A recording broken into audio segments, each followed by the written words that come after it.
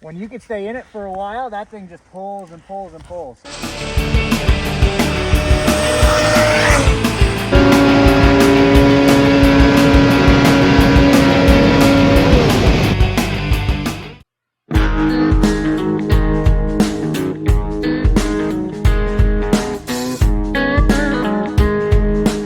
Hey guys, before this video got going, I wanted just to say it's going to be some riding clips so you guys can hear it. You could see what we did. Riding was not great at all. I mean, it was very, very minimal snow, but we got on snow and that was really all that matters.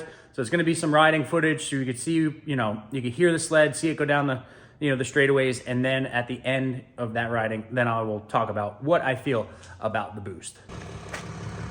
Well, boys and girls, first trip on snow.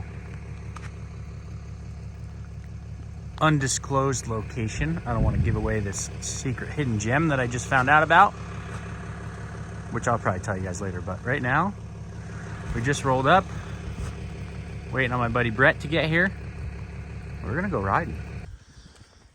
All right, so we actually have two sleds. We have the brand new VR1 Boost and we have the XCR. This is gonna be two separate videos. We're gonna do a video on how this thing acts, which is what we're gonna ride first, and then I'll do a whole video when we pull that out.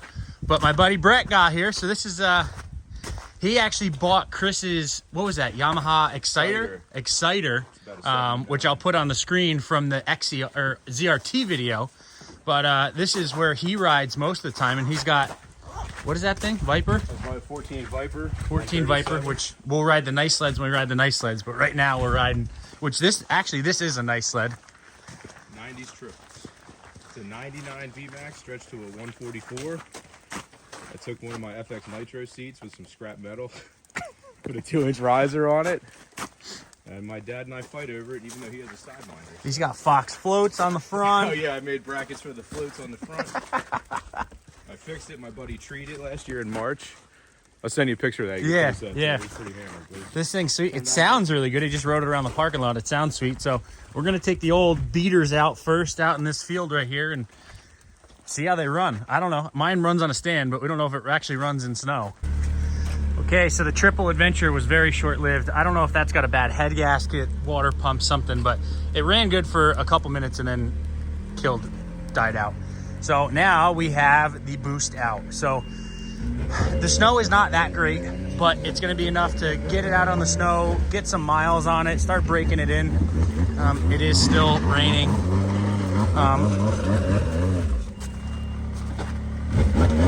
I do not have studs still, and that is not to Woody's fault. That is to my own fault. I wanted custom powder-coated backers, which they are doing for me, which obviously takes a little bit longer than just grabbing something off their shelf and sending it to me. So we are gonna go. We're completely stock. We're on the softest setting all the way around for suspension. Torsion springs are on the softest. Every clicker is on the softest. And I have these fronts completely maxed out to the soft side for preload. So we're gonna go and get some miles on it and see what these things do. So excited to feel the boost power.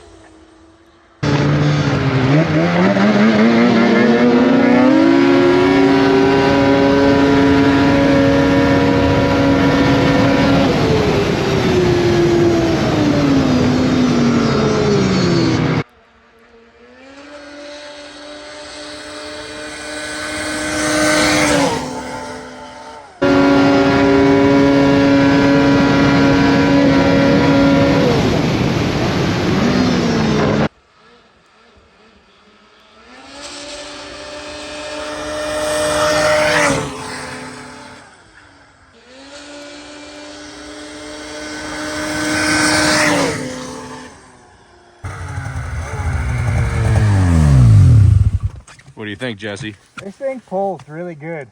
And I mean, we're in super not packed at all, no studs, which honestly, I'm happy I don't have studs right now. Pretty sure that's asphalt underneath the snow. Yeah. So I It's mean, hooking we're up spinning good. most, but when you can stay in it for a while, that thing just pulls and pulls and pulls. So it's sweet. Yeah, I'm so annoyed It I don't have goes. my new helmet. it goes, man. It looks good too. It's good. I got 18 miles on it already. All right. So In Pennsylvania in December. yeah. And I don't know what it's doing now. Snowing and sleeting, I guess. Yeah, snowing, sleeting, raining. We got it all today. But we're out. We're on the snow, so that's all that matters. Awesome, man. Of course, I'm getting ready to leave, and this is what starts coming down.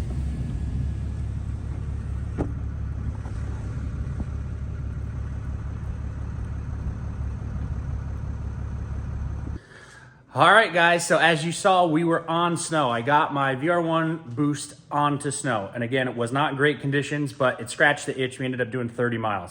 So I wanted to talk to you guys a little bit about kind of what I felt and what this boost is. So obviously I have a 137. As I said in the video, I do not have studs yet. Again, that is not Woody's fault. That is my own fault because I wanted to powder coat them a certain color. So we're gonna start with power-wise, and then we'll go into suspension-wise. Power-wise, it feels really, really good. It's almost like it sounds boggy down low, but it's not. It's kind of hard to wrap around, and it took me a little bit of time to get used to it. Again, as you guys saw, the snow conditions were not that great, but we found that, real straightaway so I could really get into it. And wow, this thing seriously pulls. When you can get into it and it can really start to stretch its legs, it stretches them. I obviously was running out of room, but it was right there. It comes on quick and it stays there. I was turning like 8,300 RPM, so I have to get with Will, and I still haven't even called him yet. I've been busy packaging all these 322 gear that we got out. So I don't know if that's where they want to run. I don't know if that's where he wants it to run, but that's what mine was turning. And I am in I'm actually in the ethanol mode because I cannot get non-ethanol around here. So it's in the chubbier fuel setting with the ethanol one. So again, turning 8,300 RPM, but it felt really good. Everything felt snappy. It felt like where it should be. And that's really all that I could ask for. I mean, once we get more miles on it, get more in the break-in, and I'm interested to see what it does. But it is not, it's not lazy. I don't feel like there's turbo lag. Like even in the trails, on and off the throttle, it's right there. And it makes all the turbo noises that you would anticipate it. You hear the flutter, you hear, you know, everything when you get in it and get back out of it. So that was fun. Who's calling me? Bruce is calling me. What a surprise. So makes all the turbo noises. The clutches felt great. And obviously this is the first time in a P22. Sorry, I got a tickle in my throat. First time with the P22, so it felt good. The only thing that I did not like, and I heard this from one other guy, is, and again, I have to get Will to see if it's a clutch thing or see if it's a tuning thing, but you know, if you're on the gas and you get off it to get into a corner, it feels like it's almost like a throttle hang, where it's like, it just stays RPM-wise, and I'm not 100% sure what that is. I don't know if it's clutches not back shifting fast enough, or if it's actually something with the smart boost. So I got to see how that is. That was the only real funky thing that I could say that I didn't like about it. But aside from that, power, honestly, it felt good. It was pulling hard. I'm excited to get up in like Tug Hill where I have a lot of room to let the leg stretch, and we'll go from there. But power-wise, power delivery are all thumbs up on my end. So I'm excited to start playing with them and see what Will comes up with. But bone stock, as it is right there, I was impressed. So that leads me into suspension, and you guys have an idea of what I'm going to be saying here if you follow along with all my stories. But I'd probably say 195 pounds now. There was not a bump in sight. There really wasn't. It was flat. We were the first tracks on most of everything. So I had everything set to soft, like I said in the beginning. In the field, immediately, I felt how wishy-washy the front end was. I mean, you let off the gas, and it was like, you could feel it tiptoeing side to side. So those clickers went right to high, right off the bat, because I don't like that. I like it being firmly planted. So that's way too soft. And again, these are only 80-pound springs. So on my XCR last year, I had 125-pound springs. So obviously, we're very far off there.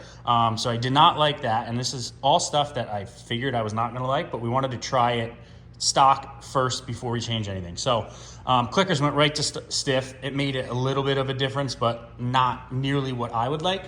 My biggest thing is the rear. So what I did for you guys to visually see this is these are your bump stops. So this is how to tell if you're bottoming out. So your torsion spring will actually go down there and contact that. And then this up here, your front torque arm will contact that. So I had paint pens and I painted the tops of them. So as you can see, not even a single bump in sight, and I was bottoming out in the rear and up front. I didn't hit any bumps. So that was just flat ground, and I was still bottoming out. So, and that was with all the turns all the way up in the rear. I didn't mess with the torsion springs because again, it wasn't bumpy, so I didn't really care that much, but I could just feel it, in my feet and in my butt, how soft it was. And obviously visually seeing it, bottoming out again, not even a single bump, no bumps. So we're definitely going to have to work with that. And I have heavy duty torsions. They're ready to go. And then Bruce is working on another set of shocks for me. I'm going to be going back to my high gear dual rate front track spring. And we're going to probably jump to 100s and then probably go to 125s on the front. But again, that's for me. I like it super stiff up front because I don't like that sled to feel wishy-washy at all. So a lot of guys we're probably going to go to 100-pound springs up front, and then we got to do some work in the rear. The coupler blocks, they felt good. They felt good enough that I didn't mess with them. But again, it was also super soft. So once we get the suspension a little bit closer to where it needs to be, then I'll really start messing with that. But they are on setting 3, which is what they come from factory. And they felt good there. I can't say anything bad about it. But again, I didn't have any bumps that I was going through. It was all just flat ground. And nothing was packed, so I was just spinning. So, it's tough. So this is a tentative overview of kind of what I felt. But so power-wise, all good. I was very happy with that. I'm going to check on that, hanging sensation that you get going into a corner, throttle hang. Suspension-wise, we are definitely very far in left field, but with the help from Bruce and myself for being the test dummy, we will get some really good setups out there for guys of all sizes, all riding abilities, all riding types, and we will get these things working as good as we got my XCR working last year. But that's it, guys, for now. It is exciting. Everyone's getting snow. I'm going to be on snow again this upcoming week. I don't know where, probably in Massachusetts with Bruce. And then I think I'll be on the hill between Christmas and New Year's. I don't know for how long, but I definitely will be there soon. So we are getting things going here. And it's good to feel good, you know, get on snow and get some miles in. But that's going to do it, guys. Thanks for watching. Make sure to like, make sure to subscribe, and I will see you guys in the next one.